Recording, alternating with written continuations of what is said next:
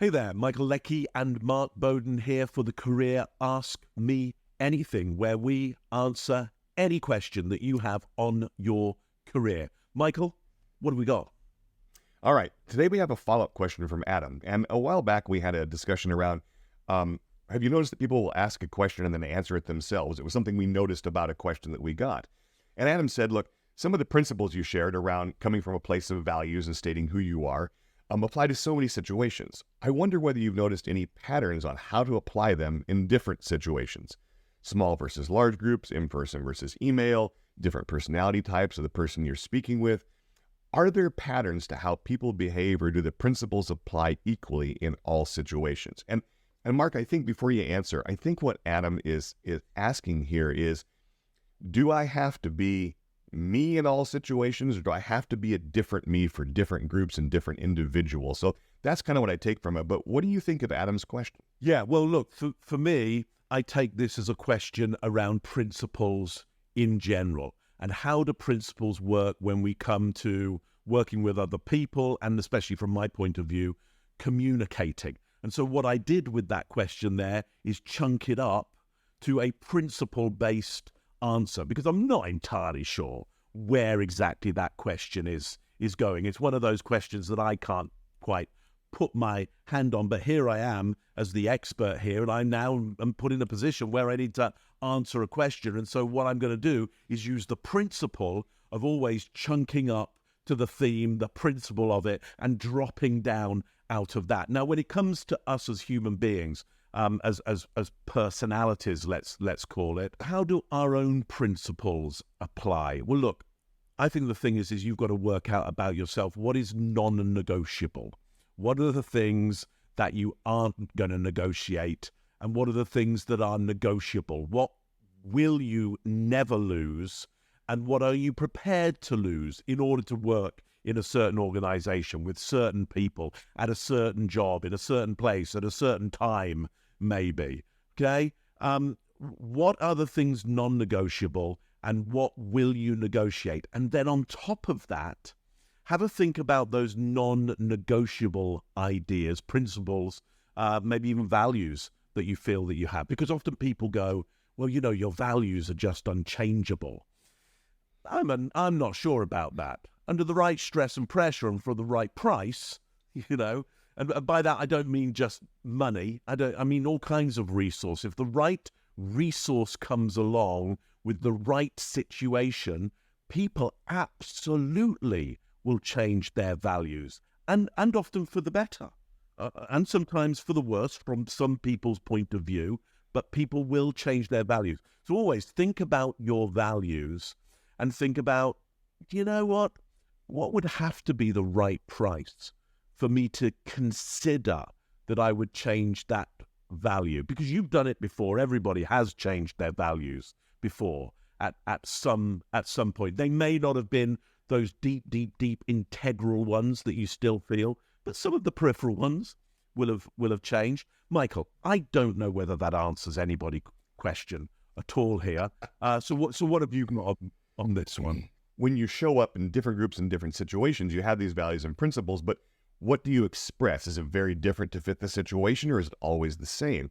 And of course, the answer is yes, it's both. And I was actually talking to my son last night. My son works in nursing, and he's actually a nursing assistant right now.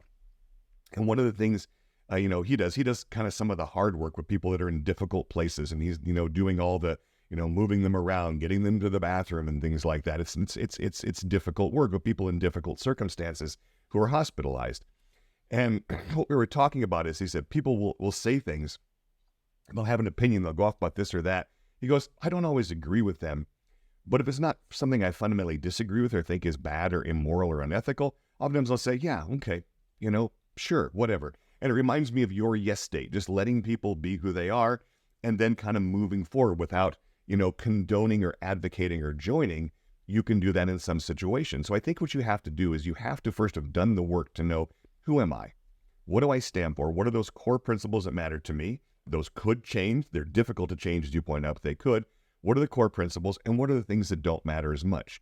I actually have some clients I worked with, and one of them has a really valuable employee. They love working with this employee, but he has a tendency to nitpick and focus on little things. It's like, well, this building is burning, this rocket is launching, this world is crashing, but I'd like to change the color of the ribbon on the cake. It's like, okay, let's not focus on that. It's not really important. And it drives their boss, nuts sometimes. It's like, why are we focusing on that? And this person really has not been able to separate and say, when I need to stand to be congruent with my values and who I am and just bring myself to the situation, or when I can flex or let something slide a little bit. So again, I do think when it comes to principles and values, you have to know which ones are core, where you're going to stand, and you have to know which things don't really matter as much, and you just kind of let that go by when you're interacting with others. Because what you do want to do is give people a consistent experience of who you are, if it matters, and if they're going to have more experiences of you. And this is going to sound, I don't know if Machiavellian is probably not the right word, but when you're deciding how to engage and how to engage with your values, is that person worth taking that time to engage with because they're going to be a part of your life, or an incidental part of your life where you can just let it go? So when it comes to how do you adapt and behave based on your values to different people, it also depends upon the people, the circumstance, and the role they're going to play in your life. One thing that came to mind for me as you were talking about that is this idea of values. What are values? I would say values are the things that matter most. The things that matter most. Values are not all the things that matter. Like, so much matters on the planet. So much matters in my life, but the values are the things that matter most.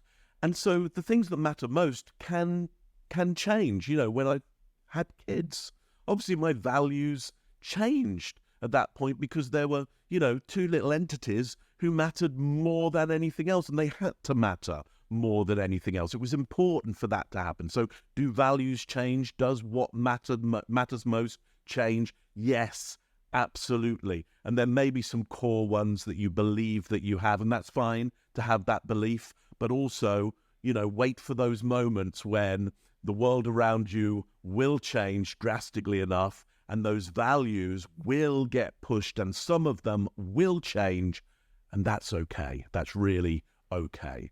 Look, it's okay for you to ask us questions at any point, so michaelleckie.com/ask.